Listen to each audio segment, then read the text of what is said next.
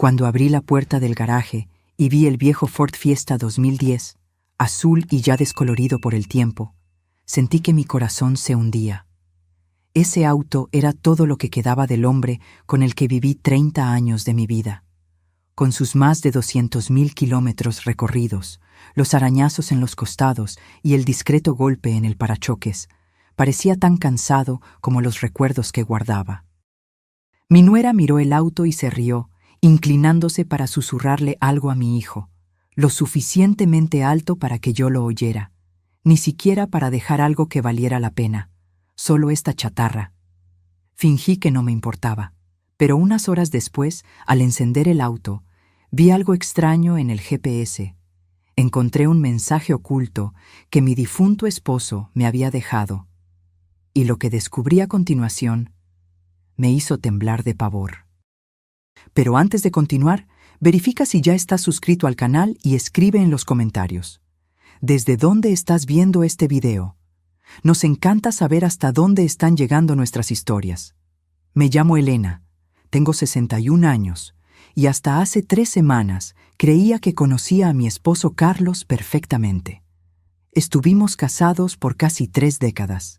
Él era gerente en una pequeña ferretería, ganaba un sueldo modesto, pero siempre cuidó de mí.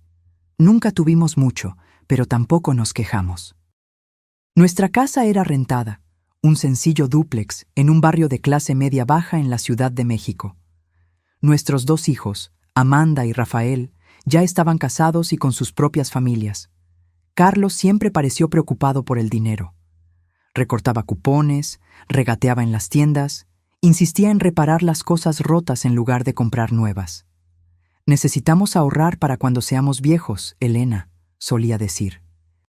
Pero cuando murió, de forma inesperada, a los 65 años, de un ataque cardíaco fulminante mientras cortaba el césped de nuestro pequeño patio, no encontramos prácticamente nada en nuestras cuentas.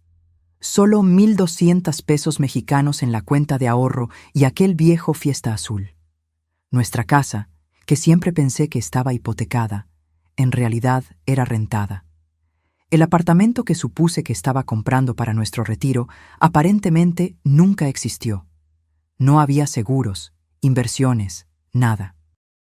Al menos fue eso lo que el abogado dijo cuando leyó el testamento a la familia reunida en la sala de estar de la casa que ahora tendría que dejar en 60 días. Mientras Rafael, mi hijo, me abrazaba en silencio, su esposa Débora no podía ocultar su desprecio. ¿Sabías que no tenía nada? ¿Cómo planeaban vivir? Las preguntas me cortaban como cuchillos. Yo no sabía. Carlos se encargaba de las finanzas. Siempre decía que todo estaba bajo control, que yo no necesitaba preocuparme. Después del velorio, de los pocos amigos ofreciendo condolencias, de los vecinos trayendo platos de comida que apenas tocaba, finalmente me quedé sola. Mis hijos regresaron a sus casas, y me encontré sentada en la mesa de la cocina mirando las llaves del Fiesta. Era viernes por la noche, 3 días después del entierro, y necesitaba empezar a empacar mi vida. No podía. ¿Cómo empacar 30 años? ¿Cómo decidir qué llevar cuando no tenía a dónde ir? Amanda me había ofrecido la habitación de huéspedes en su apartamento apretado, pero sabía que sería temporal. Rafael vivía en un dúplex pequeño con su esposa y 2 hijos, y Débora había dejado bien claro que no había espacio para una boca más. Tomé las llaves del auto y bajé al garaje. Por lo menos podría intentar entender qué funcionaba y qué no en aquel vehículo. Apenas conducía. Carlos siempre tomaba el volante, pero ahora necesitaría arreglármelas. Me senté en el asiento del conductor, sintiendo el olor de él todavía presente. El cuero agrietado del volante, el tablero polvoriento, el pequeño San Cristóbal colgado del espejo retrovisor. Giré la llave y el motor tosió antes de arrancar. La radio se encendió automáticamente, tocando una canción antigua que solíamos bailar. La apagué rápidamente, incapaz de soportar aquel recuerdo. Fue entonces que noté el GPS incorporado en el tablero. Nunca lo habíamos usado. Carlos prefería mapas de papel. Decía que eran más confiables que esos cachivaches electrónicos. Por curiosidad, toqué la pantalla. El aparato se encendió y mostró un mapa de la ciudad. En la esquina de la pantalla había un icono que decía Favoritos. Presioné y solo apareció una dirección, guardada como para Elena. Me quedé paralizada. Carlos nunca había mencionado haber programado algo en el GPS, mucho menos algo con mi nombre. Mi dedo tembló sobre el botón Iniciar navegación. Miré el reloj. 8:13 p.m. Era tarde para salir, pero ¿qué tenía que perder? No podría dormir de todas formas. Cualquier cosa sería mejor que quedarme sentada sola en aquella casa que pronto no sería más mía. Apreté el botón y el GPS comenzó a guiarme. En 200 metros, gire a la derecha. La voz mecánica resonó por el auto silencioso. Salí del garaje cautelosamente, las manos temblorosas en el volante. Hacía años que no conducía sola, especialmente de noche. Las calles estaban relativamente vacías mientras seguía las instrucciones. 20 minutos después, me di cuenta de que estábamos saliendo de la ciudad en dirección a una zona más rural. Continúe en la carretera por 7 kilómetros, instruyó el GPS. ¿Qué podría querer mostrarme Carlos tan lejos de casa? La carretera se puso más oscura, con pocas casas y muchos árboles. Empecé a sentirme ansiosa. ¿Y si solo era un error? ¿Y si Carlos había programado esto para otra persona? ¿Por qué nunca había mencionado este lugar? En 300 metros, gire a la derecha en camino no pavimentado. Dudé, pero obedecí. El Fiesta traqueteó en el camino de tierra, los faros iluminando una senda estrecha entre árboles densos. Mi ansiedad aumentó. Tal vez esto era una pésima idea. Llegó a su destino, anunció el GPS. Detuve el auto y miré alrededor. No había nada más que oscuridad y árboles. Ninguna casa, ninguna construcción visible. Solo un pequeño claro y lo que parecía ser el inicio de un sendero. Apagué el motor, pero dejé los faros encendidos, iluminando el camino por delante. Salí del auto con la linterna del celular en mano. El aire de la noche estaba fresco, y el silencio era interrumpido solo por el sonido distante de grillos. El sendero frente a mí era estrecho pero bien definido, como si alguien lo recorriera con frecuencia. «Carlos, ¿qué querías mostrarme aquí?», murmuré a la oscuridad. Con el corazón acelerado, comencé a caminar por el sendero. Después de unos 100 metros, la vegetación se abrió en otro claro más pequeño. En el centro había una pequeña cabaña de madera, simple pero bien conservada. Una luz tenue brillaba a través de una ventana. Me acerqué lentamente, sorprendida y confundida. Nunca supe que Carlos poseyera ninguna propiedad además de nuestra casa rentada. ¿Cómo tendría una cabaña? ¿Por qué nunca me lo dijo? En la puerta de la cabaña había un sobre plastificado pegado a la madera. Cuando me acerqué, vi mi nombre escrito con la caligrafía inconfundible de Carlos. Con dedos temblorosos, abrí el sobre y saqué una carta y una llave. «Mi querida Elena», comenzaba la carta. «Si estás leyendo esto, significa que ya no estoy contigo y que encontraste mi último regalo. Sé que debes estar confundida y tal vez hasta enojada conmigo ahora, pero te pido que entres y veas lo que preparé para ti durante todos estos años». Me quedé inmóvil ante la puerta de la cabaña, releyendo el primer párrafo de la carta a la luz tenue de la linterna del celular. La caligrafía de Carlos, tan familiar y ahora tan dolorosa de ver, parecía saltar del papel. Respiré hondo y continué leyendo. «Durante toda nuestra vida juntos, mi mayor miedo siempre fue dejarte desamparada. Mientras yo estuviera vivo, podría trabajar, podría cuidar de ti. Pero, ¿y después? El mundo no es amable con viudas mayores sin recursos, Helena. Entonces comencé un plan, hace muchos años, cuando aún éramos jóvenes y esperabas a Amanda. Nuestros hijos piensan que fui un fracasado financiero, que desperdicié nuestra vida con un trabajo mediocre, que no conseguí ni siquiera comprar nuestra propia casa. Dejé que pensaran eso. Dejé que todos pensaran eso. A veces dejé incluso que tú pensaras eso, y por eso pido perdón. Pero era necesario. Todos aquellos turnos extras, los fines de semana trabajando, los viajes de negocios mensuales que yo decía que eran para ver proveedores. Yo estaba construyendo algo para ti, algo que nadie podría tomar, algo solo nuestro. Mis manos temblaban tanto que casi no podía sostener la carta. ¿Qué estaba diciendo Carlos? ¿Qué vida paralela había llevado sin que yo lo supiera? Con la llave en mano, abrí la cerradura de la puerta de la cabaña. Se abrió con un leve chirrido, revelando un interior sorprendentemente acogedor. No era grande, tal vez unos 30 metros cuadrados, pero estaba impecablemente limpia y organizada.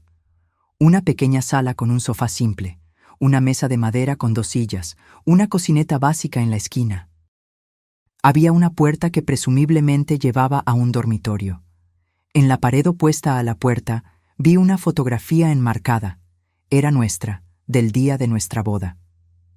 Yo con mi simple vestido blanco que mi madre había cosido, Carlos con su único traje, ambos radiantes de felicidad.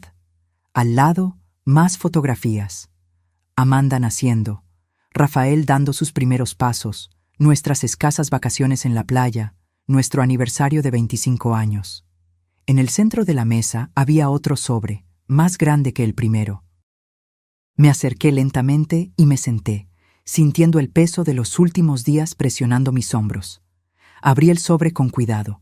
Dentro había documentos, muchos documentos. El primero era la escritura de la cabaña, a nombre de Carlos y el mío. Propiedad liquidada, decía el sello en la parte superior. Debajo, más papeles, certificados de propiedad de tierras. 12 hectáreas alrededor de la cabaña, también a nuestros nombres. Un extracto bancario de una cuenta que yo nunca supe que existía, con un saldo que me hizo ahogar. 782.450 pesos mexicanos. Y había más. Pólizas de seguros, inversiones en diferentes fondos, acciones de empresas, todo meticulosamente organizado y documentado. Cada papel representaba años de planificación silenciosa, de ahorros escondidos, de un futuro que Carlos estaba construyendo mientras yo pensaba que apenas podíamos pagar las cuentas. Dentro del sobre encontré la continuación de la carta. Elena, todo lo que ves aquí es tuyo ahora. La cabaña, la tierra, los ahorros, las inversiones. Calculé que, administrando con cuidado, tendrás lo suficiente para vivir cómodamente por el resto de tu vida. No es una fortuna, pero es seguridad. Nunca necesitarás depender de nadie.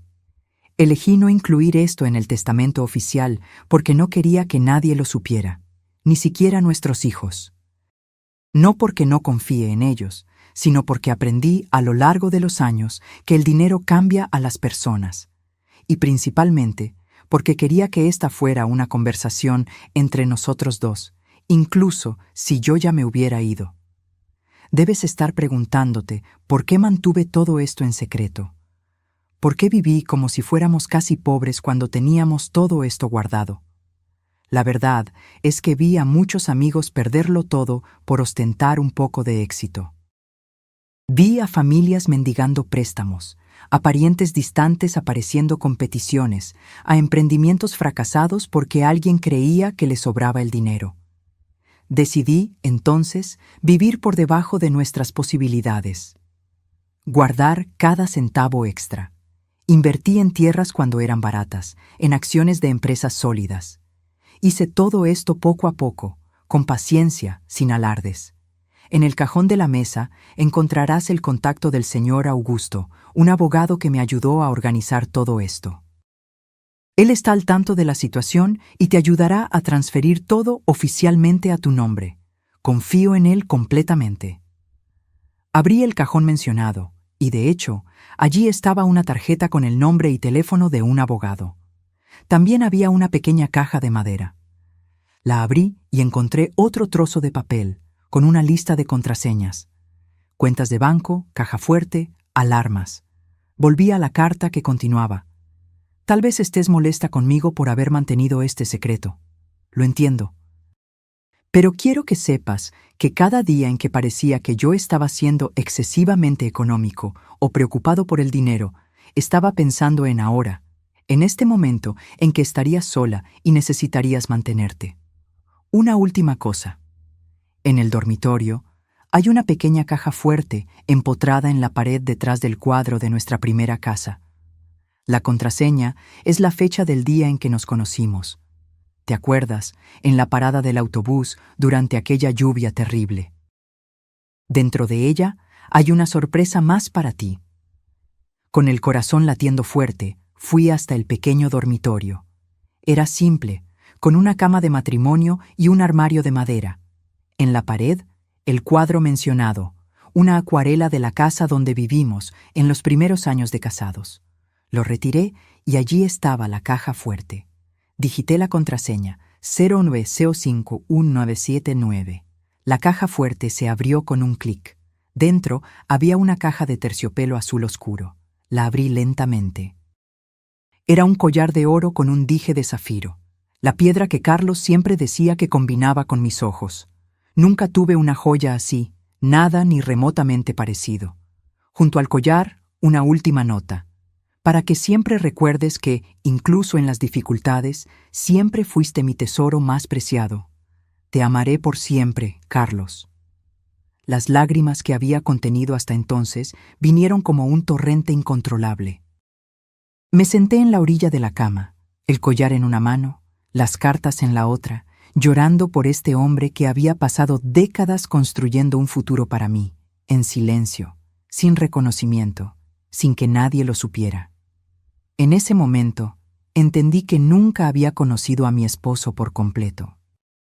Detrás de aquel hombre simple y frugal que yo pensaba comprender totalmente, había alguien mucho más complejo, un estratega paciente, un protector determinado, alguien capaz de sacrificar el confort inmediato por un objetivo mayor. Pasé la noche en la cabaña, sumergida en los recuerdos y en los documentos que representaban una vida de devoción silenciosa. Cuando el sol comenzó a salir, me di cuenta de que, a pesar de todo el dolor de la pérdida, Carlos me había dado un último regalo que iba mucho más allá del dinero o de la seguridad financiera.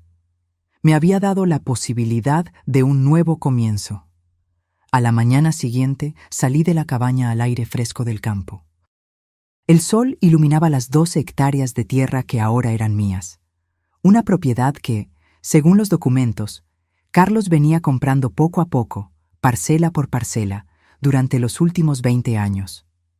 Caminé por la propiedad, descubriendo un pequeño lago, árboles frutales plantados a intervalos regulares, y hasta un huerto bien cuidado en la parte trasera de la cabaña. ¿Quién mantenía todo esto mientras Carlos estaba trabajando en la Ciudad de México? En los documentos encontré la respuesta. Un contrato con el señor Joaquín, un señor local que cuidaba la propiedad semanalmente. El contrato estaba pagado por un año entero más. Volví a la cabaña y tomé un café, pensando en lo que haría a continuación. La realidad comenzaba a asentarse. Yo no estaba desamparada. No necesitaría la caridad renuente de mis hijos o la compasión fingida de mi nuera. Tenía un lugar para vivir, dinero para mantenerme y un futuro que, aunque solitario sin Carlos, no era desesperado. Tomé el celular y llamé a mis hijos. Les pedí que vinieran a encontrarme en aquella dirección, diciendo solo que había descubierto algo importante que Carlos había dejado. Amanda sonó preocupada, Rafael confuso, pero ambos prometieron venir al final de la tarde. Mientras esperaba, organicé los documentos en la mesa. Releí todo varias veces, todavía intentando absorber la magnitud de lo que Carlos había hecho. Entendí entonces por qué él siempre parecía tan cansado, por qué trabajaba tanto, por qué insistía en ahorrar cada centavo. No era avaricia, era amor. A las 4 de la tarde oí autos acercándose. Salí al porche de la cabaña y vi 2 vehículos deteniéndose al lado de mi fiesta. El pequeño Honda de Amanda y el Chevrolet de Rafael, con Débora en el asiento del pasajero. «Mamá, ¿qué es este lugar? ¿Cómo lo encontraste?» Amanda corrió hacia mí, abrazándome fuerte. Ella parecía genuinamente preocupada. «Hemos estado intentando llamarte por horas». Rafael se acercó más despacio, mirando alrededor con curiosidad evidente. ¿De quién es esta cabaña? ¿Por qué nos llamaste aquí? Débora permaneció unos pasos atrás, examinando todo con expresión crítica. Deberías estar descansando en casa, no conduciendo por ahí sola, comentó, sin mirarme a los ojos. Vengan conmigo, dije simplemente, conduciéndolos dentro de la cabaña.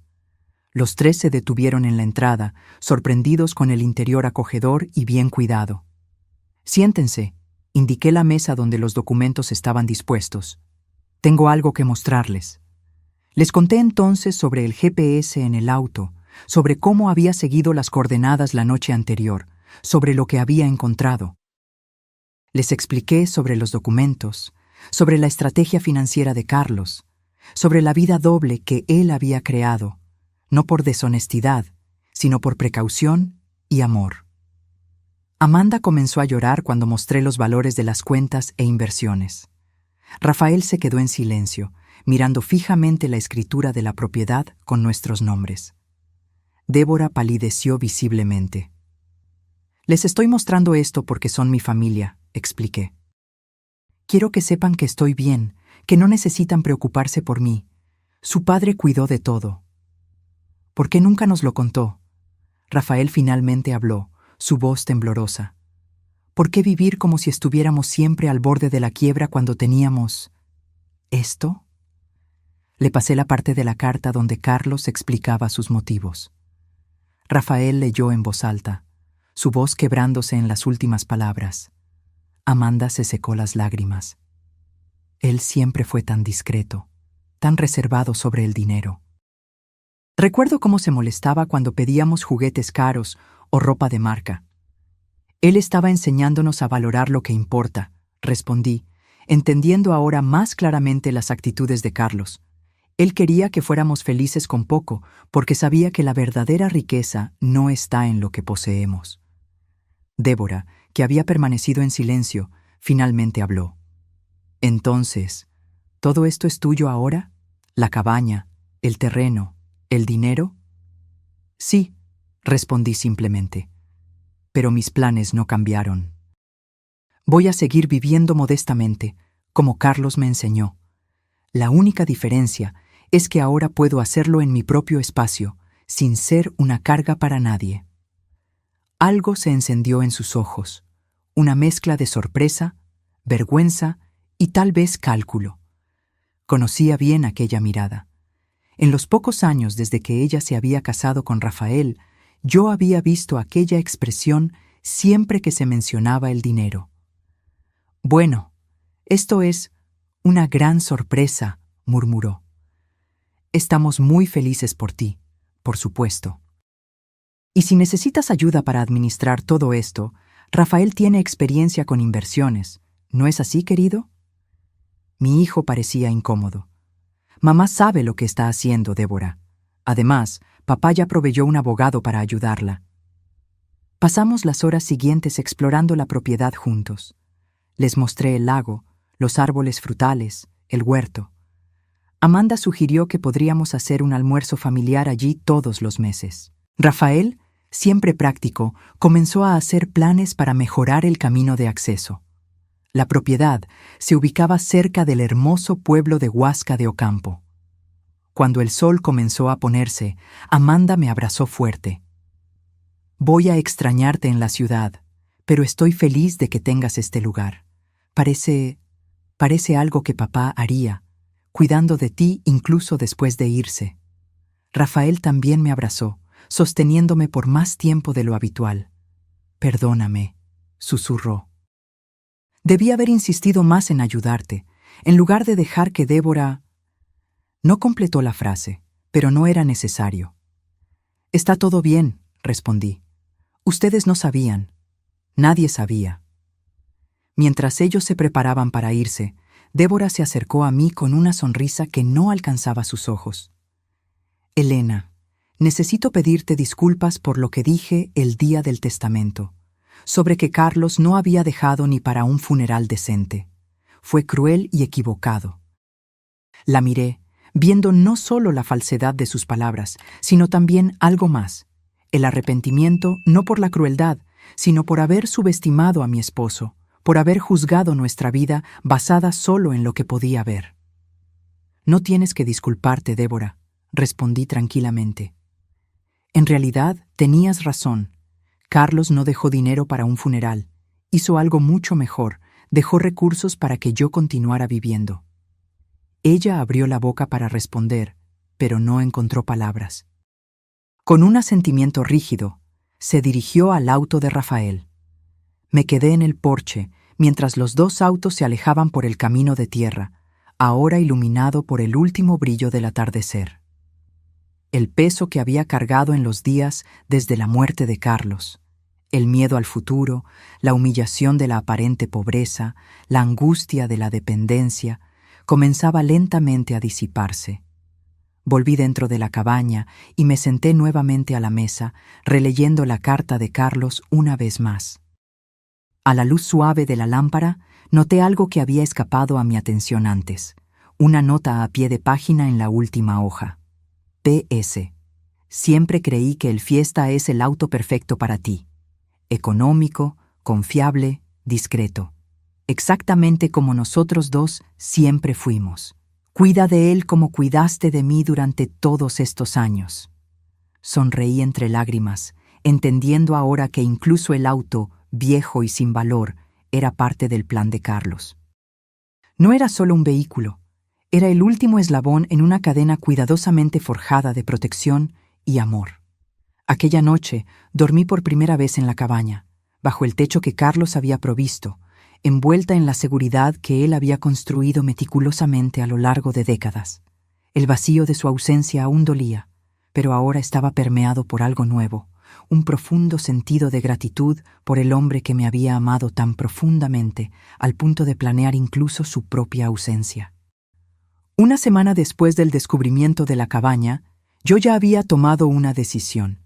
Aquel sería mi nuevo hogar.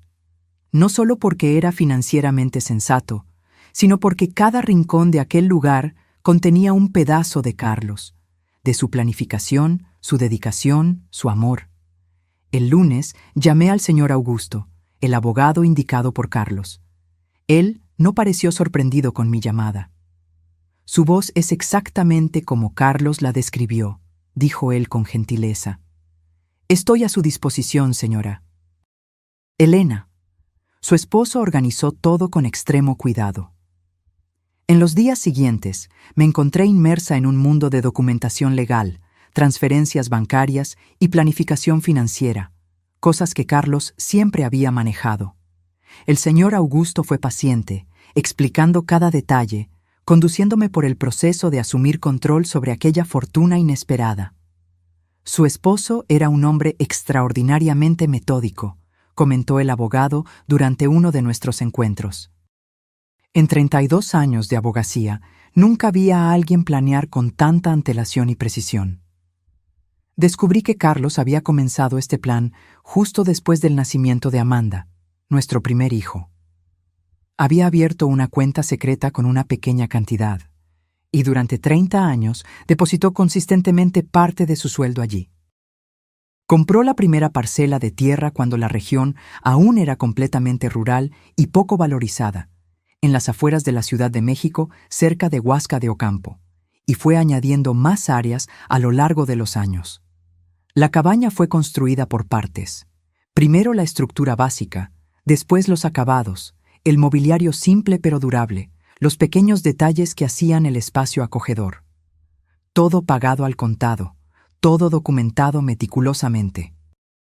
Mientras organizaba la mudanza de la casa rentada a la cabaña, comencé a hacer pequeñas adaptaciones en el espacio. Carlos había construido pensando en funcionalidad y confort básico, pero ahora yo podría añadir mi propio toque. Compré cortinas nuevas, más coloridas que las neutras que él había escogido. Agregué algunas plantas, traje mis libros favoritos, puse más fotografías en las paredes. El señor Joaquín, el cuidador que se encargaba de la propiedad, se volvió un apoyo invaluable. Un señor de casi 70 años, de pocas palabras, que conocía cada centímetro de aquellas tierras. Su esposo venía aquí 2 veces al mes, me contó Joaquín mientras me mostraba cómo funcionaba el sistema de irrigación del huerto. siempre los fines de semana que decía estar trabajando. Él mismo plantó cada uno de esos árboles frutales, ¿sabe? Decía que quería que usted tuviera frutas frescas todo el año.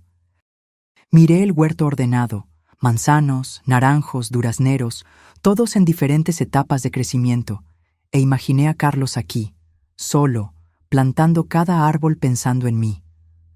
¿Cuántos fines de semana había pasado en esta tierra, trabajando en silencio, construyendo este refugio, mientras yo creía que él estaba haciendo horas extras en la tienda en Ciudad de México?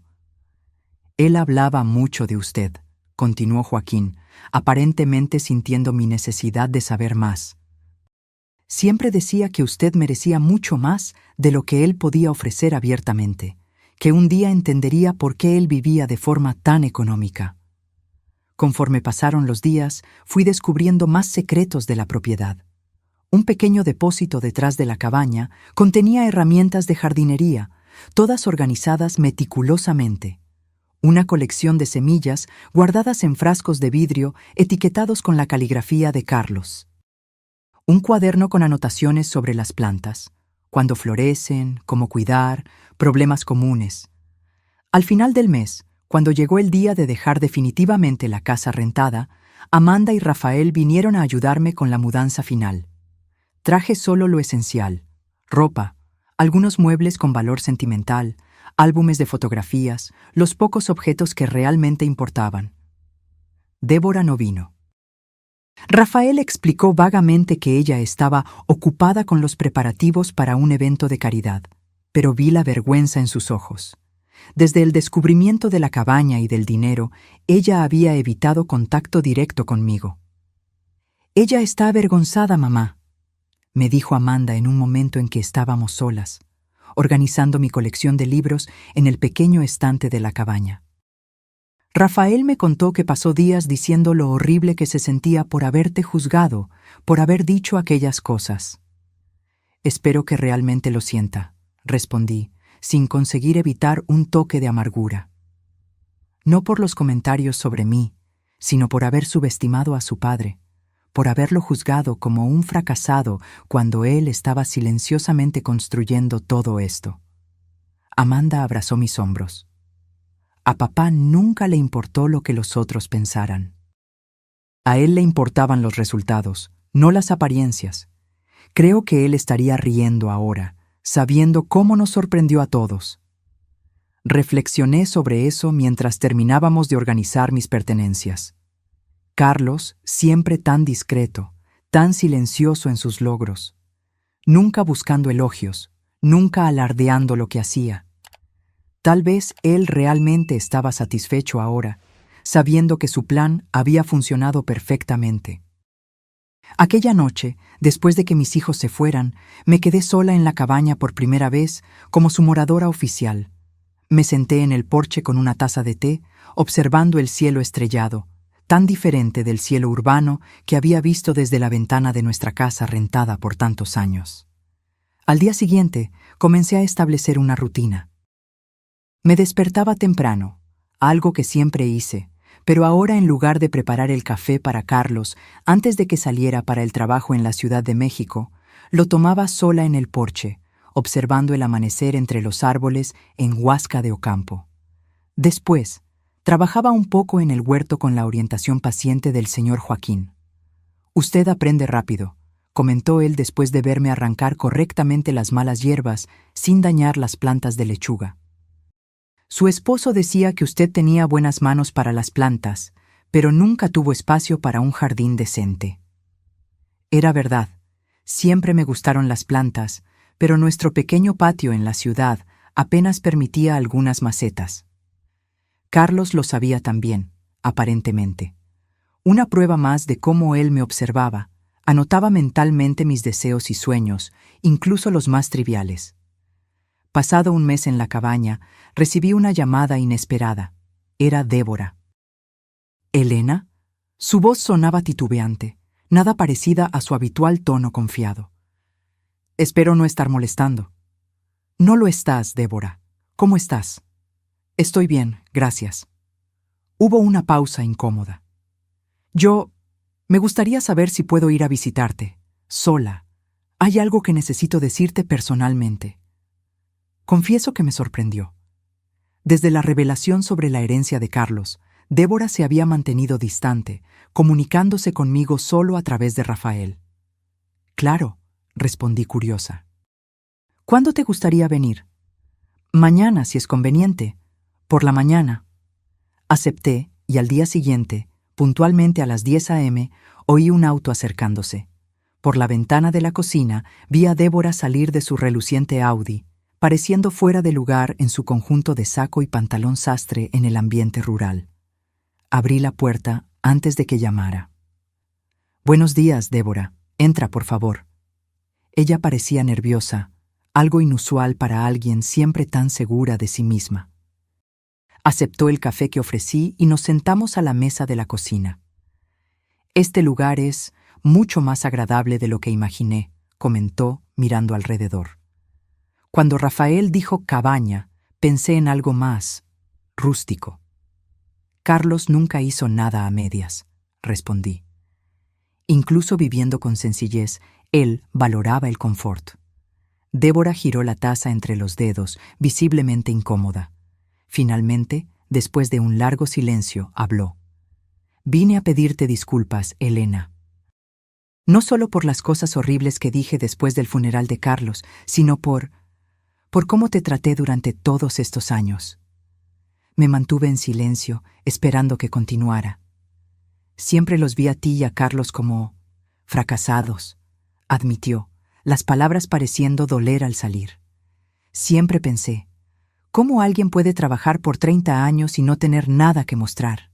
Sin casa propia, sin auto de lujo, sin viajes internacionales. Los juzgué por la ausencia de cosas materiales». Ella miró por la ventana hacia el huerto en flor que se extendía más allá de la cabaña.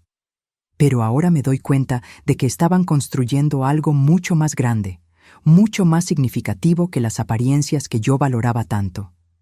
Mientras yo publicaba fotos de cenas caras en las redes sociales y me endeudaba para mantener una imagen, Carlos estaba silenciosamente construyendo un patrimonio real». Su voz falló, y me di cuenta de que sus ojos estaban húmedos. «Rafael y yo estamos ahogados en deudas, Elena. ¿Aquel auto en la entrada? Financiado. ¿Nuestra casa? Hipotecada hasta el techo. Todo para mantener una imagen de éxito que no existe. Y lo más irónico, los consideré a ti y a Carlos un ejemplo de fracaso, cuando en realidad ustedes eran los que estaban haciendo todo bien». Me quedé en silencio, procesando aquella confesión inesperada. Parte de mí sentía una satisfacción amarga. La nuera que siempre me había mirado con condescendencia, ahora admitía su error. Pero otra parte de mí sentía compasión por la joven mujer claramente en conflicto frente a mí. «Débora, no necesitamos vivir en función del juicio ajeno», dije finalmente. Carlos entendió eso mucho antes que yo. A él no le importaba lo que los otros pensaran de nuestro estilo de vida, con tal de que estuviéramos seguros. ¿Cómo podías vivir así, sin importarte lo que los otros pensaban, sin desear más? Reflexioné sobre la pregunta. Era algo que yo misma había cuestionado en los primeros días después del descubrimiento de la cabaña. Yo confiaba en Carlos, respondí honestamente, y aprendí a encontrar alegría en las pequeñas cosas. Una cena simple juntos, un paseo en el parque, ver a nuestros hijos crecer. No necesitábamos mucho para ser felices. Nuestra conversación continuó por horas, más honesta y profunda que cualquier otra que hubiéramos tenido antes. Cuando Débora finalmente se preparó para irse, parecía diferente, más ligera tal vez, como si hubiera depositado una carga que había llevado por mucho tiempo. «Elena», dijo, ya en la puerta, ¿crees que podrías enseñarme un poco sobre jardinería? ¿Sobre cómo cultivar alimentos? Quiero intentar ahorrar, vivir más como ustedes vivían». Sonreí, sorprendida y conmovida por la petición. «Claro, Débora. Ven cuando quieras. Yo también estoy aprendiendo, pero podemos aprender juntas». En las semanas siguientes, para mi sorpresa, Débora comenzó a aparecer regularmente. Primero sola, después con Rafael y los niños. Poco a poco, La cabaña que Carlos había construido para mí comenzó a transformarse en un punto de encuentro familiar. Amanda traía a su esposo e hijo los fines de semana. A los niños les encantaba explorar la propiedad, jugar en el lago, recoger frutas directamente de los árboles. En una de esas visitas, Rafael me buscó mientras yo regaba las plantas del jardín. «Mamá, ¿puedo preguntarte algo? Algo en lo que he estado pensando desde que descubrimos todo esto». «Claro, hijo. ¿Nunca desconfiaste? En todos esos años, ¿nunca te diste cuenta de que papá estaba construyendo todo esto?» Puse la regadera y lo miré, considerando la pregunta. Hubo momentos, pequeños detalles que no tenían sentido, depósitos que desaparecían antes de ser registrados en las cuentas que yo veía, fines de semana de trabajo de los que volvía más cansado de lo que debería, a veces con tierra bajo las uñas a pesar de trabajar en una tienda, llamadas telefónicas que atendía en privado. Sonreí al recordar esos momentos. Creo que, en el fondo, yo sabía que había algo más, pero confiaba en él completamente. Si Carlos estaba escondiendo algo, yo creía que sería por un buen motivo. Rafael me miró con una expresión que mezclaba admiración y perplejidad. «Eso es extraordinario, mamá. Ese tipo de confianza. No sé si conseguiría hacer lo mismo. Tu padre me dio motivos para confiar en él durante 30 años de matrimonio», respondí. Él nunca me dio razón para dudar de su carácter o de su amor. Y al final, él probó que merecía cada gramo de esa confianza. Mientras Rafael se alejaba, pensé en cómo la vida había cambiado en estos últimos meses.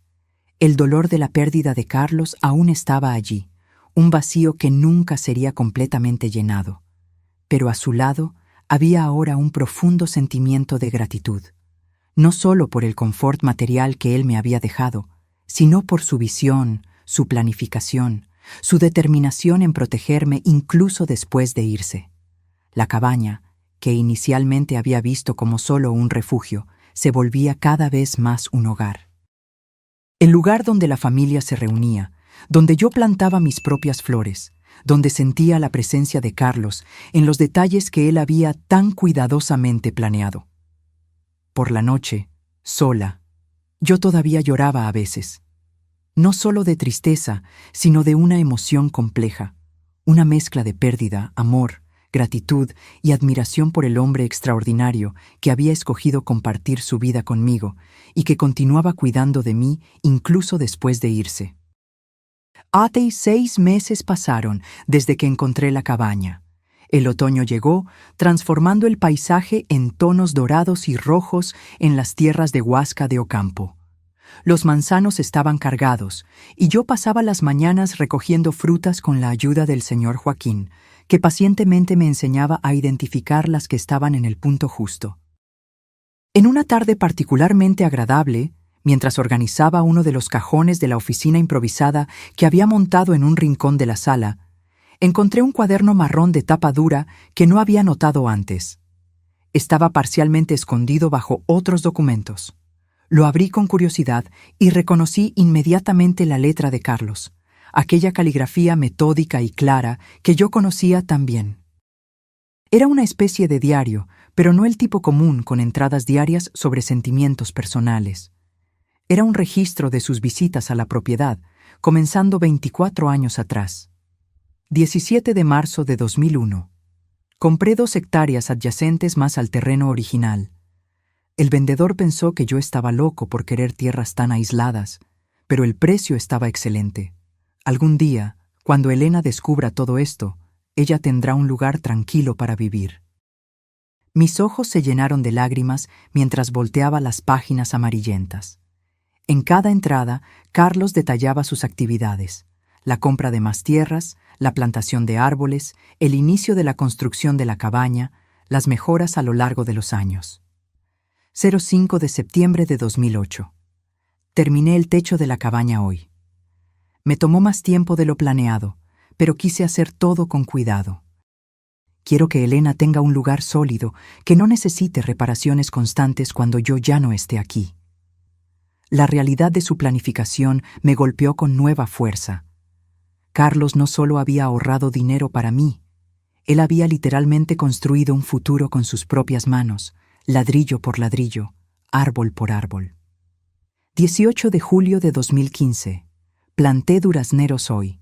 A Elena siempre le gustaron los duraznos frescos, pero nunca pudimos tener un huerto en la ciudad. Calculé que estarán dando buenos frutos en unos 8 o 10 años.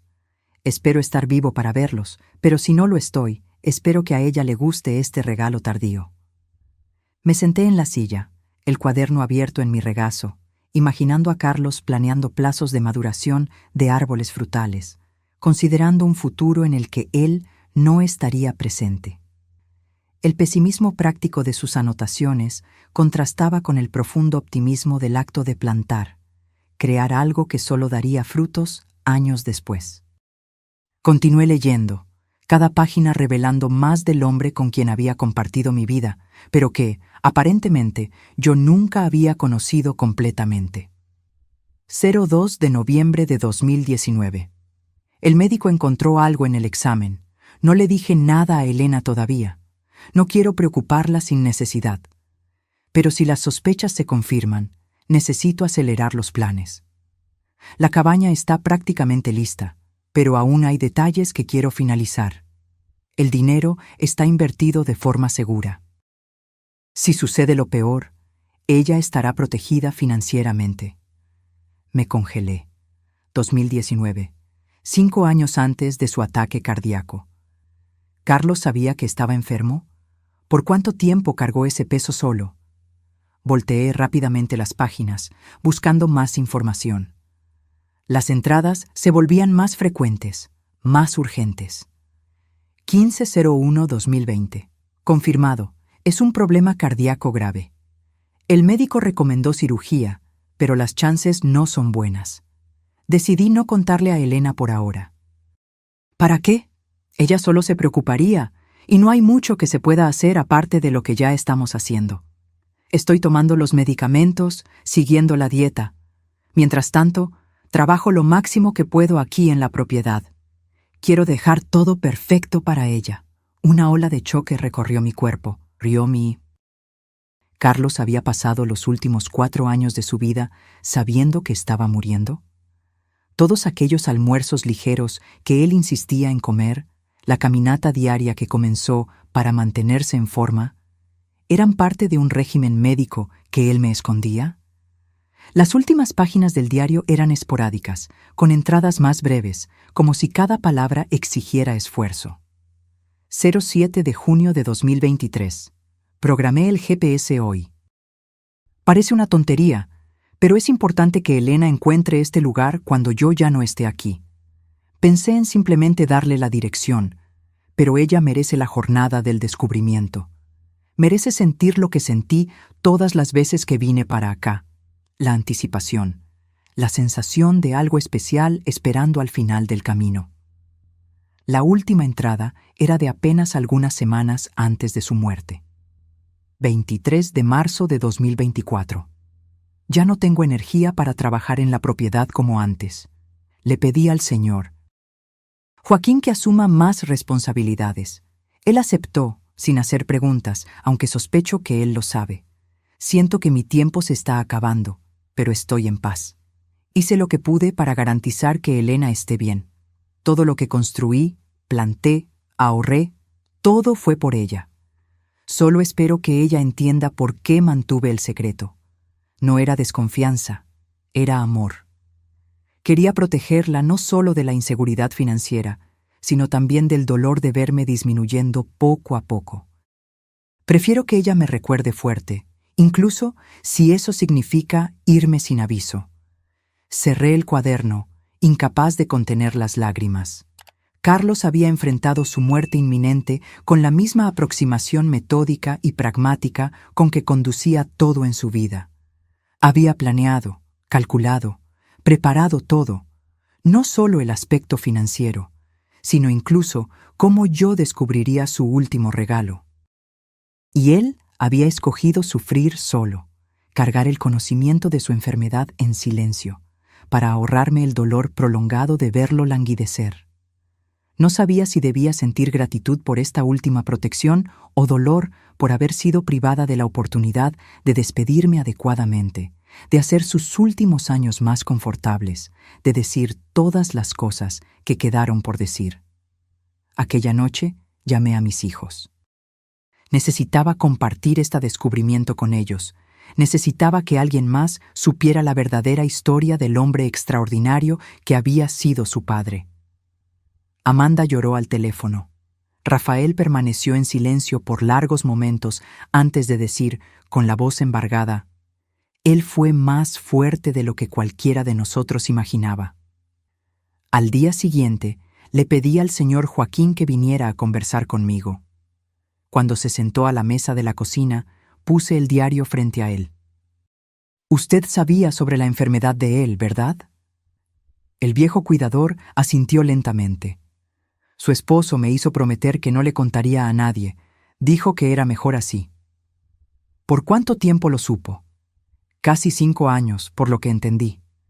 En el último año, él apenas conseguía trabajar. Venía hasta aquí y se quedaba sentado en aquel banco cerca del lago, mirando todo lo que había construido. A veces me pedía que hiciera pequeños ajustes, un clavo aquí, una tabla allá. Otras veces solo se quedaba en silencio, como si estuviera despidiéndose. Imaginé a Carlos sentado solo a la orilla del lago, contemplando la propiedad que había creado para mí, consciente de que su tiempo se estaba acabando, pero determinado a completar su misión autoimpuesta. ¿Por qué cree que él nunca me contó? ¿Sobre la propiedad? ¿Sobre la enfermedad? Joaquín reflexionó antes de responder, sus manos callosas descansando sobre la mesa. Su esposo era un hombre reservado, doña Elena. No hablaba mucho, pero cuando hablaba de usted, sus ojos brillaban. Él me dijo una vez que la mayor alegría de él era verla feliz, despreocupada. Creo que él no quería que usted cargara el peso del conocimiento, ni sobre la enfermedad de él, ni sobre los sacrificios que hizo para construir todo esto. Sacrificios. La palabra resonó en mi mente. ¿Cuántos fines de semana Carlos había pasado trabajando en esta tierra en lugar de descansar? ¿Cuántas horas extras en la tienda en Ciudad de México? ¿Cuántos pequeños lujos negados a sí mismo para ahorrar algunos pesos más? Todo para construir este refugio que yo ahora llamaba hogar en Huasca de Ocampo. Aquella tarde, caminé hasta el lago y me senté en el mismo banco que Joaquín había mencionado. El sol de otoño se reflejaba en el agua, creando patrones dorados en la superficie. Los árboles alrededor, muchos plantados por las propias manos de Carlos, se mecían suavemente con la brisa. Yo habría compartido esta carga contigo, susurré al aire, como si él pudiera oírme. Pero entiendo por qué escogiste cargarla solo. Era quien tú eras, el protector, el proveedor, siempre pensando en mí antes que en ti mismo. En los días siguientes, encontré un nuevo propósito. Comencé a registrar mi propia versión de la historia en un cuaderno similar al de Carlos. No solo para mí, sino para mis hijos, mis nietos, para quien viniera después. Quería que conocieran al verdadero Carlos, no solo al hombre quieto y frugal que parecía haber dejado poco para su familia, sino al visionario paciente que había construido un legado de amor a lo largo de décadas. Y a medida que el otoño daba lugar al invierno, encontré una paz que no esperaba. El dolor de la pérdida permanecía, pero ahora estaba entrelazado con una profunda admiración por el hombre que me había amado tan completamente, tan silenciosamente, hasta su último suspiro. El primer aniversario de la muerte de Carlos se acercaba, trayendo consigo una melancolía que intenté contrabalancear con actividad constante. Transformé la pequeña oficina en un espacio de recuerdos, fotografías nuestras a lo largo de los años, objetos que él valoraba, el diario que había encontrado cuidadosamente preservado en una caja de madera que Rafael había hecho especialmente para eso. El invierno había sido difícil. La soledad a veces pesaba, especialmente en las noches más frías. Pero había desarrollado una rutina que me sustentaba. El trabajo en la propiedad, las visitas regulares de mis hijos y nietos, las nuevas amistades que había cultivado en la comunidad rural alrededor de Huasca de Ocampo. Una semana antes de la fecha, recibí un llamado telefónico inesperado. Era el señor Augusto, el abogado. Señora Elena, tengo un sobre más que su esposo dejó conmigo. Él me instruyó específicamente para entregárselo a usted solo después de un año de su partida. Mi corazón se aceleró. ¿Un sobre? ¿Con qué? Él no me dijo el contenido, solo la fecha en que debía ser entregado. Puedo llevárselo a usted mañana, si le es conveniente. Acepté, la mente repleta de preguntas. ¿Qué más podría haber dejado Carlos para mí? ¿Qué más había planeado con su meticulosidad característica? Al día siguiente, recibí al señor Augusto en el porche de la cabaña. Él parecía admirado con la propiedad, comentando sobre lo bien cuidado que estaba todo. Su esposo hablaba de este lugar con tanto orgullo, dijo él, aceptando una taza de café. En las pocas veces en que nos encontramos aquí, él mostraba cada detalle como si fuera un tesoro. Él construyó todo esto solo, ¿sabe? Con sus propias manos. Sí, él me contó. Un hombre notable, su Carlos. En todos mis años de abogacía, raramente encontré a alguien tan determinado. Después de algunas formalidades, él finalmente me entregó el sobre. Un paquete de tamaño medio, sellado, con mi nombre escrito en la caligrafía de Carlos. Él me hizo prometer que lo entregaría personalmente, no por correo, explicó el abogado. Dijo que era demasiado importante para arriesgarse a perderse. Después de que el señor Augusto se fue, me senté a la mesa de la cocina y abrí cuidadosamente el sobre. Dentro había otro sobre más pequeño y una memoria USB negra, junto con una carta. Mi querida Elena, si estás leyendo esto, significa que ya ha pasado un año desde que partí. Espero que este año, a pesar del dolor que sé que sentiste, también haya traído descubrimientos y, quién sabe, incluso alguna alegría. Espero que la cabaña se haya vuelto un hogar para ti, que los árboles que planté estén dando frutos, que estés encontrando paz en este lugar que construí, pensando en ti con cada clavo, con cada teja. Hay una última cosa que quiero compartir. Algo que tal vez ayude a explicar por qué viví como viví, por qué tomé las elecciones que tomé. En la memoria USB encontrarás una grabación. Es una conversación que tuve con mi propio padre una semana antes de que él falleciera. Yo tenía 22 años. Tú y yo estábamos comprometidos desde hacía solo 2 meses. ¿Te acuerdas de lo jóvenes que éramos? ¿De cuántos sueños teníamos? ¿Cuántos planes? Mi padre, un hombre simple que trabajó toda la vida en la misma fábrica, me llamó para una conversación final. Él sabía que estaba muriendo. Cáncer, etapa terminal. Grabé nuestra conversación sin que él lo supiera. En la época, creí que era una forma de preservar su voz, sus consejos. No me di cuenta de que sería el modelo para todo lo que haría en los 40 años siguientes. Escucha cuando estés lista. Tal vez ayude a entender al hombre con quien te casaste. Un hombre que, incluso después de tantos años a tu lado, tal vez permaneció un misterio en algunos aspectos. El sobre más pequeño contiene otra sorpresa, algo que compré hace muchos años y guardé para este momento específico. Un símbolo, nada más. Con todo mi amor, para siempre, Carlos. Con manos temblorosas, conecté la memoria USB a la pequeña laptop que había comprado para administrar la propiedad. Encontré un único archivo de audio, fechado de hace 43 años. Cuando hice clic para reproducir, la voz de Carlos, joven, vibrante, tan diferente de la voz más grave que conocí en los últimos años, llenó la cocina. «Papá, ¿puedo grabar nuestra conversación para recordar después?» Una voz más ronca, que nunca había oído antes, respondió. «No necesitas eso, hijo. Lo que tengo para decir es simple, no lo vas a olvidar. Aún así, me gustaría tener tu voz conmigo». Un suspiro. «Entonces está bien. ¿Qué quieres saber?» «Me llamaste para conversar. Dijiste que tenías algo importante para decirme antes de...» antes de que yo muera.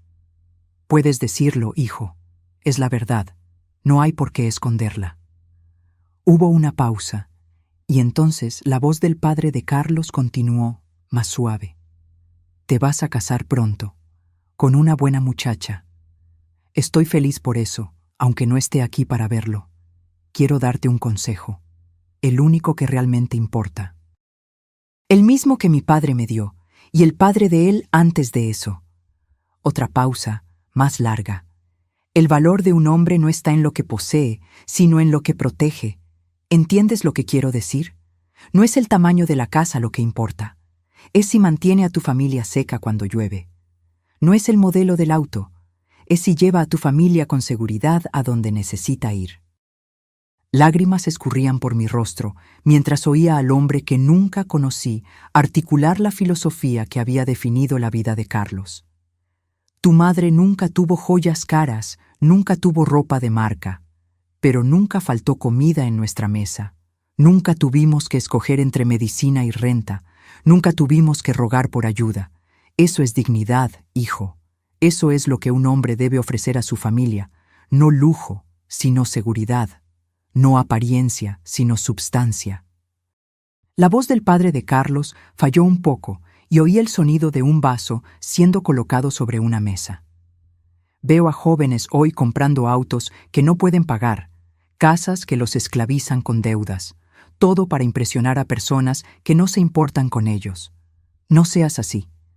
Vive por debajo de tus posibilidades, ahorra para el futuro, construye algo sólido, aunque tome décadas. Sé la roca donde tu familia puede apoyarse cuando la tormenta venga. Y la tormenta siempre viene, hijo, siempre viene. La grabación continuó por unos minutos más. Consejos prácticos sobre dinero, sobre trabajo, sobre familia. Cuando terminó, me quedé sentada en silencio, absorbiendo la profundidad de lo que había oído. Finalmente, abrí el sobre más pequeño. Dentro había una llave antigua prendida a un cordón simple junto con una nota. Esta es la llave de la casa donde nací. La casa ya no existe. Fue demolida hace décadas para dar lugar a un supermercado. Pero guardé la llave como recuerdo de lo que mi padre me enseñó. Ahora es tuya. No porque abra cualquier puerta, sino porque representa lo que intenté ser para ti. Un refugio seguro, una protección confiable, un puerto en medio de la tormenta. Fuiste mi mayor tesoro, Elena. Cada sacrificio, cada hora extra, cada pequeño lujo que renuncié, todo valió la pena por saber que estarías protegida incluso después de que yo me fuera. Me puse el cordón alrededor del cuello, la llave antigua reposando contra mi corazón.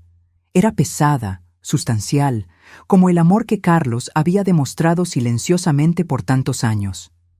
Aquella noche, me senté en el porche y escribí en mi propio diario, una práctica que había adoptado desde que encontré el de Carlos. Hoy, un año después de su partida, finalmente entendí completamente al hombre con quien me casé. Carlos vivió según un código de valores que ya no es común en nuestro mundo obsesionado por las apariencias. Él valoraba seguridad por encima de confort, substancia por encima de estilo, protección por encima de ostentación. En un mundo que mide el éxito por lo que exhibes, él midió el suyo por lo que consiguió proteger, principalmente a mí. Su legado no son solo los árboles que plantó o el dinero que guardó, sino el ejemplo de amor que demostró. Un amor que no necesita focos, que no busca aplausos, que se expresa a través de actos silenciosos de devoción constante. Llevo esa lección conmigo ahora. Y mientras el mundo allá afuera continúa corriendo tras lo más nuevo, lo más brillante, lo más impresionante, encuentro paz sabiendo que fui amada de la forma más verdadera posible, no con palabras grandiosas o gestos espectaculares, sino con una vida entera de pequeñas decisiones hechas pensando en mí. La primavera trajo nueva vida a la propiedad en Huasca de Ocampo. Los durazneros que Carlos había plantado casi 10 años antes florecieron abundantemente, prometiendo una cosecha generosa en los meses siguientes. Alrededor de la cabaña planté flores coloridas, algo que Carlos, siempre práctico, no había priorizado, pero que yo sabía que él apreciaría por hacerme feliz.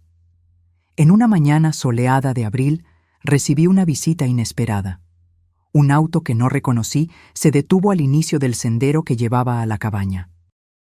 Un hombre de mediana edad salió, mirando alrededor con curiosidad evidente. ¿Puedo ayudarlo?, pregunté desde el porche, cautelosa con visitantes desconocidos. El hombre sonrió, retirándose los lentes de sol. Señora Elena, mi nombre es Ricardo Méndez. No sé si Carlos alguna vez mencionó mi nombre. Fruncí el ceño, intentando recordar. No lo recuerdo. ¿Era amigo de mi esposo? Colega de trabajo, en realidad. No en la ferretería, sino...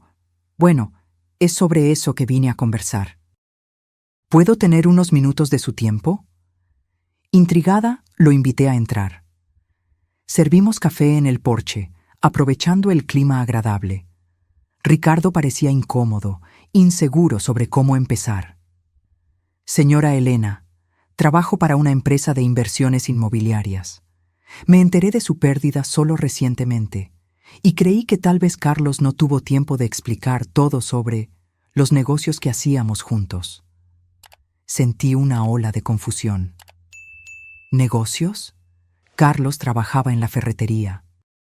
Era gerente allí por casi 30 años en la Ciudad de México. Ricardo asintió, una sonrisa comprensiva en su rostro. Sí, lo era. Pero esa era solo una parte de su vida profesional. Carlos también trabajaba con nosotros como consultor de inversiones inmobiliarias. De hecho, él tenía un talento excepcional para identificar propiedades subvaloradas con potencial de apreciación. Ricardo tomó un sorbo de café antes de continuar. No entiendo. Carlos nunca mencionó otro empleo.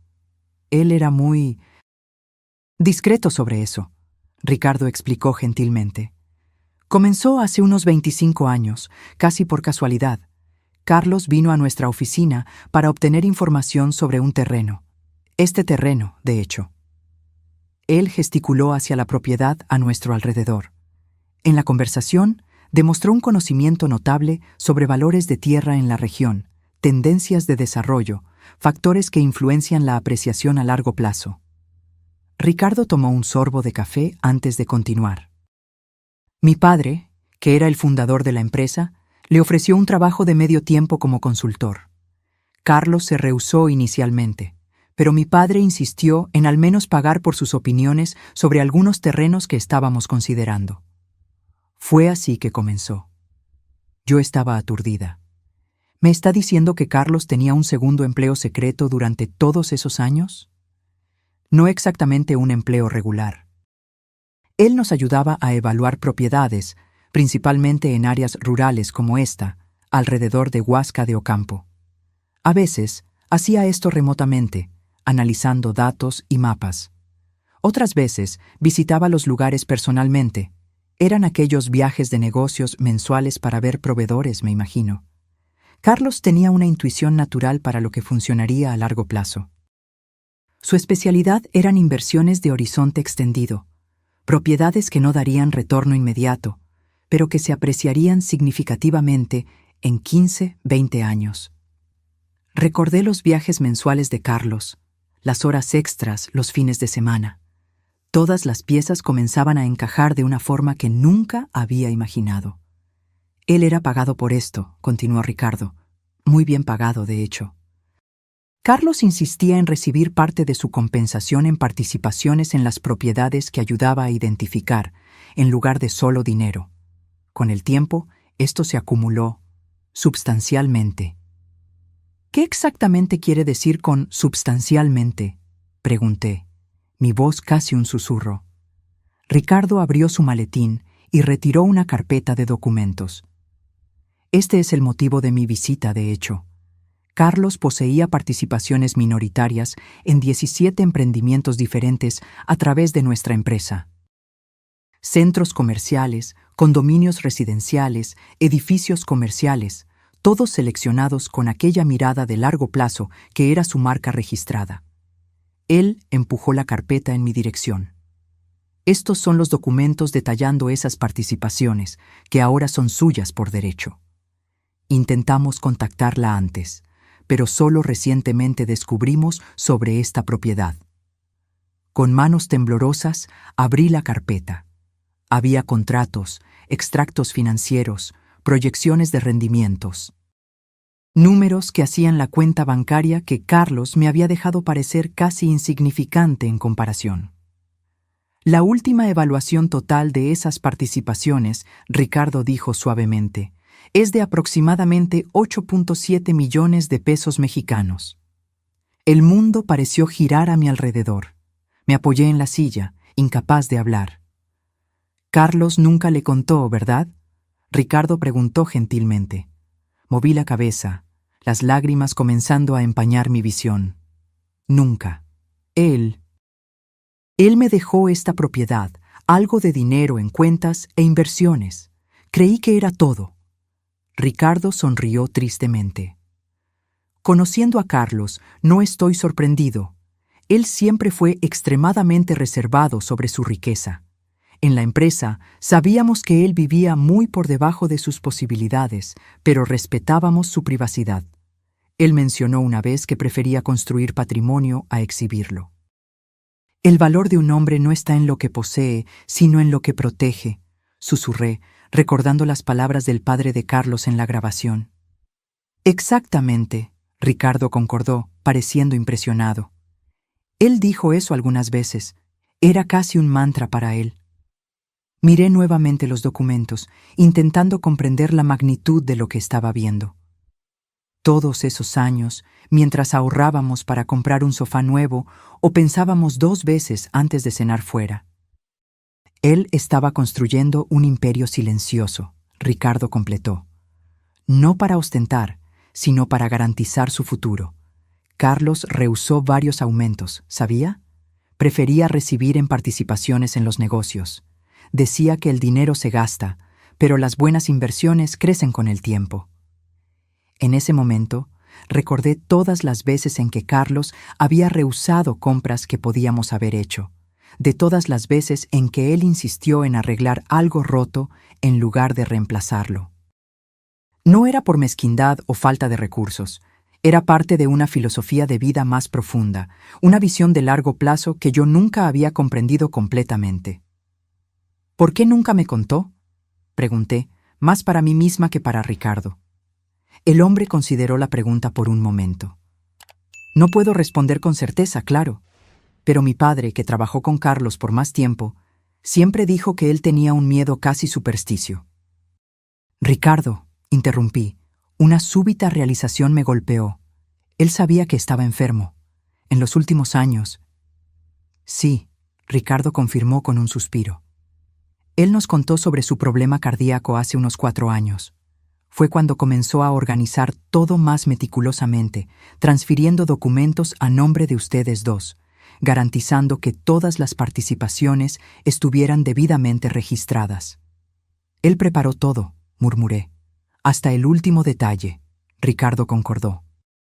Incluso pidió que esperáramos algunos meses después de su partida antes de contactarla.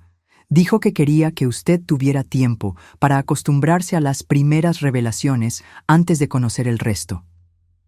Pensé en el GPS programado para traerme a la cabaña, en las cartas cuidadosamente escritas, en los documentos organizados, cada etapa planeada para guiarme gentilmente a través de un proceso que podría haber sido abrumador si se revelaba de una sola vez.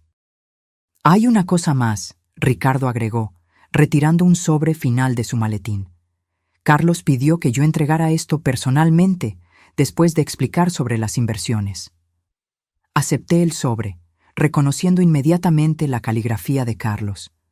Lo abrí con cuidado, intentando controlar el temblor en las manos. Mi Elena, si Ricardo está entregando esta carta, ya sabes sobre mi otro trabajo. Espero que entiendas por qué mantuve esto en secreto por tanto tiempo. Al principio, era solo una forma de ganar un dinero extra para construir algo para nosotros.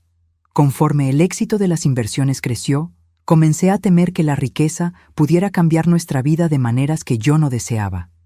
Vi tantas familias destruidas por el dinero, amistades corrompidas por la envidia, matrimonios arruinados por expectativas infladas, hijos malcriados por facilidades excesivas. Temía también que, si algo me sucedía demasiado pronto, quedarías vulnerable a oportunistas, a consejeros interesados solo en tu nueva riqueza. Entonces decidí crear capas de protección. Primero la cabaña y el dinero suficiente para una vida confortable. Después, esta revelación final. Sé que puede parecer manipulador, y tal vez lo fue. Pido tu perdón por eso. Todo lo que hice, cada decisión que tomé, fue pensando en tu bienestar y seguridad. Ahora tienes opciones, Elena. Todas las opciones que yo siempre quise que tuvieras. Puedes seguir viviendo simplemente en la cabaña, usar solo lo que necesites de los rendimientos para vivir cómodamente. Puedes ayudar a nuestros hijos, nietos, causas que valoras. Puedes viajar, explorar, hacer todo lo que siempre soñamos pero pospusimos para después. Solo pido una cosa, no dejes que el dinero cambie quién eres.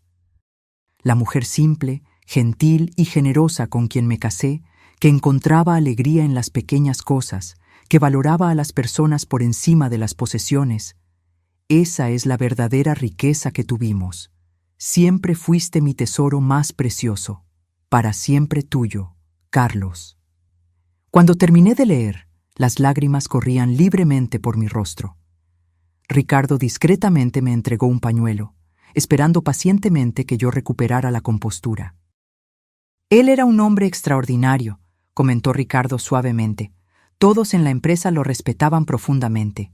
Nunca conocí a alguien que combinara tanta astucia financiera con tanta integridad personal. Asentí, incapaz de hablar. El Carlos, que yo conocí durante 30 años de matrimonio, frugal, dedicado, trabajador en la Ciudad de México, había sido real. Pero había también este otro Carlos, el estratega financiero brillante, el constructor paciente de un imperio invisible en el área de Huasca de Ocampo.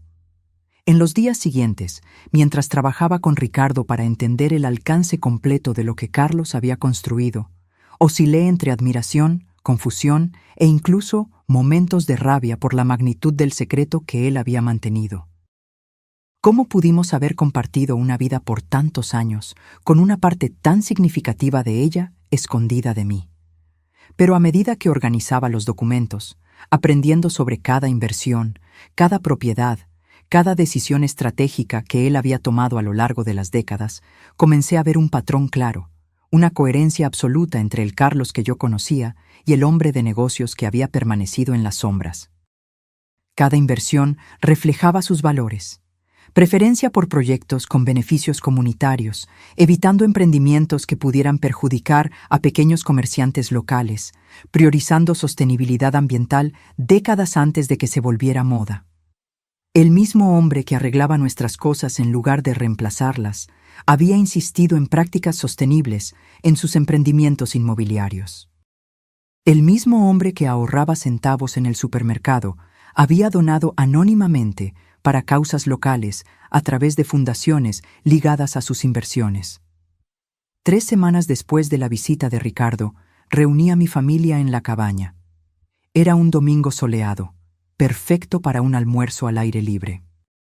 Mientras observaba a Amanda y Rafael ayudando a montar las mesas bajo los árboles, sus hijos corriendo alrededor, jugando con el perro que había adoptado recientemente, sentí una profunda certeza sobre lo que necesitaba hacer.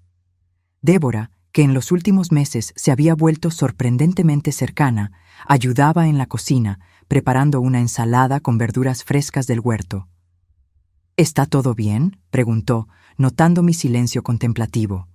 Perfectamente bien, respondí, solo pensando en cómo la vida da vueltas inesperadas. Cuando todos estaban sentados, con los platos servidos, levanté mi copa para un brindis. A la memoria de Carlos, dije simplemente. Todos levantaron sus copas, murmurando en concordancia. Entonces, respiré hondo. Tengo algo importante para compartir con ustedes hoy. Algo que descubrí recientemente sobre su padre, sobre nuestro matrimonio, sobre nuestra vida juntos. Les conté entonces sobre la visita de Ricardo, sobre el trabajo secreto de Carlos como consultor de inversiones, sobre el imperio silencioso que él había construido a lo largo de décadas. Les expliqué sobre las participaciones en emprendimientos, sobre los millones que ahora formaban parte de su herencia. Rafael dejó caer el tenedor. Amanda se cubrió la boca con las manos. Débora se puso pálida. «Pero eso es increíble», Rafael finalmente consiguió decir. «Todo este tiempo, mientras vivíamos como una familia de clase media común», completé. Exactamente como su padre quería. Él creía que la riqueza ostensible nos cambiaría, nos alejaría de los valores que realmente le importaban. Les mostré entonces la última carta de Carlos, dejando que leyeran sus explicaciones en sus propias palabras. Cuando terminaron, todos estaban emocionados. «Él era un genio», murmuró Amanda, secándose las lágrimas. «Un genio secreto». «Más que eso», agregué. Era un hombre con una visión muy clara de lo que significaba amar a su familia. Para él, el amor significaba protección, seguridad, garantía de futuro, no solo para mí, sino para todos ustedes también. Miré entonces a mis hijos, a mi nuera, a mis nietos, y es por eso que tomé algunas decisiones sobre qué hacer con esta herencia inesperada. Tomé una carpeta que había preparado y la puse sobre la mesa. Carlos construyó todo esto pensando en nuestra seguridad, en nuestro futuro. Siguiendo su ejemplo, estoy creando un fondo familiar. Cada uno de ustedes tendrá acceso a recursos suficientes para realizar sueños, comprar una casa mejor, invertir en educación, iniciar un negocio, lo que deseen. Pero la mayor parte permanecerá en un fideicomiso, administrado profesionalmente, para garantizar seguridad no solo para ustedes, sino para las próximas generaciones también. «Mamá, eso es extremadamente generoso», Rafael dijo, claramente emocionado. «No es generosidad, es continuidad», corregí gentilmente. «Solo estoy siguiendo el plan que su padre comenzó, construyendo sobre lo que él creó». Miré a Débora, que había permanecido inusualmente silenciosa. «Hay algo más». Rafael me contó sobre las dificultades financieras que enfrentan, las deudas acumuladas intentando mantener un estilo de vida más allá de sus posibilidades. Débora bajó los ojos, claramente avergonzada. Rafael sostuvo su mano en apoyo. «Esas deudas serán saldadas», continué, «pero con una condición, que ustedes participen en un programa de educación financiera. Carlos me enseñó, a través de sus acciones, el valor de vivir por debajo de nuestras posibilidades, de construir seguridad en lugar de apariencias. Quiero que ustedes aprendan esos principios también». Para mi sorpresa, Débora asintió con lágrimas en los ojos. Yo estaría muy agradecida. Pasé tanto tiempo juzgándolos, creyendo que sabíamos más, que éramos más exitosos, y todo este tiempo no es sobre quién tiene más, interrumpí suavemente. Es sobre cómo usamos lo que tenemos, sobre los valores que orientan nuestras elecciones. La comida continuó, la conversación naturalmente girando en torno a recuerdos de Carlos, de planes para el futuro, de sueños largamente pospuestos que ahora podrían volverse realidad. Observé a mi familia con un nuevo sentimiento de paz y propósito. Más tarde aquella noche, después de que todos se habían ido, caminé hasta el lago, el lugar favorito de Carlos en la propiedad, donde pasaba horas sentado en los últimos años de vida, contemplando todo lo que había construido. Me senté en el banco que él había colocado a la orilla del agua y saqué la llave antigua que llevaba constantemente en un cordón alrededor del cuello, la llave de la casa donde él había nacido, su símbolo de protección y seguridad. «Lo lograste, mi amor», susurré al aire nocturno. «Todo lo que planeaste, todo lo que construiste en silencio durante décadas, funcionó exactamente como querías. Estoy segura, nuestra familia está segura. Tu legado continuará por generaciones». Me quedé allí sentada hasta el atardecer, observando los colores reflejarse en el agua tranquila del lago. Pensé en la increíble jornada que había recorrido en el último año. de la viuda aparentemente desamparada, con solo un auto viejo como herencia a la guardiana de un imperio invisible, cuidadosamente construido a través de décadas de trabajo silencioso y planificación meticulosa. Pensé en los contrastes de la vida de Carlos, el gerente de la ferretería en la Ciudad de México, que secretamente era un consultor inmobiliario respetado en Huasca de Ocampo. El hombre que regateaba por centavos en el supermercado mientras administraba millones en inversiones. El esposo que mantenía secretos monumentales y aún así era absolutamente fiel en su compromiso de proteger y cuidar. En la semana siguiente, transferí una cantidad significativa a una fundación que crearía becas de estudio para jóvenes emprendedores, personas con la visión y paciencia que Carlos había demostrado, pero sin los recursos para realizar sus sueños. Establecí también un fondo para preservación ambiental en la región, garantizando que las áreas naturales alrededor de la propiedad permanecieran intactas por el desarrollo. La cabaña continuó siendo mi hogar. Incluso con todos los recursos ahora disponibles, no tenía deseo de mudarme a una mansión o condominio lujoso. Esta simple estructura de madera, construida por las manos del hombre que había amado, contenía más significado y valor para mí que cualquier palacio podría ofrecer. En lugar de eso, dirigí recursos para mejorar la comunidad alrededor de Huasca de Ocampo, apoyando la escuela local, ayudando a pavimentar el camino de acceso, financiando una pequeña clínica médica que serviría a las familias rurales de la región. Una tarde, cerca de 2 años después de la muerte de Carlos, recibí una carta inesperada. Era de una señora llamada Mariana, que se presentaba como la viuda de uno de los colegas de Carlos en la ferretería. «Su esposo salvó a nuestra familia», escribió. «Cuando mi Pedro enfermó de cáncer, hace 15 años, no teníamos seguro adecuado, no teníamos ahorros. Fue Carlos quien nos ayudó. Pagó tratamientos, medicamentos, incluso nuestra hipoteca durante meses. Siempre insistió que era solo un préstamo sin plazo, pero nunca aceptó un centavo de vuelta, incluso después de que Pedro se recuperó. Dijo que teníamos hijos que educar, que esa era mejor inversión que cualquier tasa de interés». La carta continuó, detallando otras instancias de generosidad silenciosa de Carlos. Pequeños préstamos a colegas en dificultades, asistencia anónima a familias en la comunidad, mentoría a jóvenes empleados. Me di cuenta entonces de que el patrón de vida doble de Carlos se extendía más allá de sus finanzas personales. Incluso con recursos limitados, al menos de lo que yo sabía en la época, él siempre encontraba maneras de ayudar a otros, siempre sin alarde, siempre insistiendo en la discreción. En las semanas siguientes, más cartas llegaron, de exempleados, de vecinos, de personas en la comunidad que habían sido tocadas por la generosidad silenciosa de Carlos a lo largo de los años. Historias que él nunca compartió conmigo, actos de bondad realizados silenciosamente mientras mantenía la apariencia de un hombre común con recursos limitados. En una tarde de domingo, exactamente 3 años después de su muerte, organicé una pequeña ceremonia en la propiedad. Invité a todos los que habían enviado cartas, junto con nuestra familia y amigos cercanos.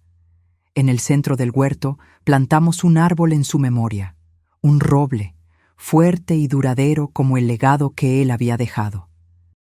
Mientras echaba la primera pala de tierra sobre las raíces del árbol, reflexioné sobre la lección final que Carlos me había enseñado, que la verdadera riqueza no es medida por lo que poseemos o exhibimos, sino por el impacto positivo que causamos en la vida de los otros. Que el valor real no está en las cuentas bancarias o propiedades, sino en la seguridad y bienestar que proporcionamos a aquellos que amamos. El viejo Ford Fiesta azul permanece en el garaje, incluso habiendo adquirido un auto más nuevo y seguro. Todavía lo conduzco ocasionalmente, recordando aquella noche fatídica en que seguí las coordenadas del GPS y descubrí el primero de muchos regalos que Carlos había dejado para mí. A veces pienso en lo que mi nuera dijo aquel día sombrío después del funeral, sobre que Carlos no había dejado ni para un funeral decente. Qué profundamente equivocada estaba, y cómo todos lo estábamos, de cierta forma. El hombre quieto y económico que conocíamos había dejado mucho más de lo que cualquiera podría imaginar, no solo en términos materiales, sino en lecciones de vida, en ejemplos de integridad, en demostraciones silenciosas de amor verdadero. En lugar de ostentar riqueza en vida, él escogió construir un legado que continuaría beneficiando a generaciones futuras. En lugar de buscar estatus y reconocimiento, se enfocó en proporcionar seguridad y oportunidades para aquellos que amaba. El último regalo de Carlos no fue el auto, ni la cabaña, ni siquiera los millones en inversiones. Fue la sabiduría que él vivió diariamente, que el amor verdadero se expresa no a través de palabras grandiosas o gestos espectaculares, sino a través de consistencia, de planificación cuidadosa, de sacrificio silencioso hecho de buena voluntad por aquellos que amamos. Una lección que llevo conmigo todos los días, como la llave antigua que aún cuelga alrededor de mi cuello. Un recordatorio constante del hombre extraordinario que escogió vivir una vida aparentemente común, pero que dejó un legado verdaderamente excepcional. Ahora, si te gustó esta historia, haz clic en suscribirte y dime en los comentarios qué parte te dejó con la boca abierta. Y no olvides hacerte miembro para tener acceso a videos exclusivos que no publico aquí. Te espero allá.